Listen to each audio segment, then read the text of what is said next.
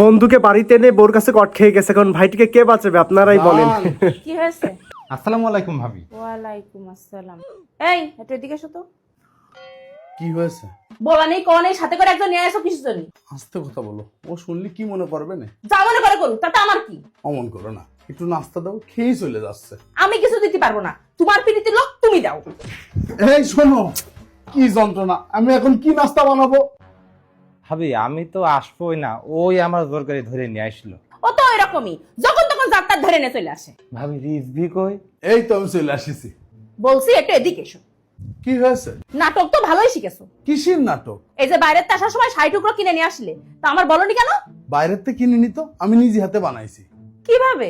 এই দেখো, অল টাইমের স্ন্যাক হ্যাক ক্যাম্পেইন চলছে, আমি এইখান থেকে ওই রেসিপিটা শিখেছি। তাছাড়াও কেউ যদি অল টাইমের ব্রেড কিনে ওই ব্রেডের ছবি ক্যাম্পেইনের পোস্টের নিচে কমেন্ট করে, তাহলে সে জিতে যেতে পারে অল টাইমের ফ্যাক্টরি ভিজিটের সুযোগ।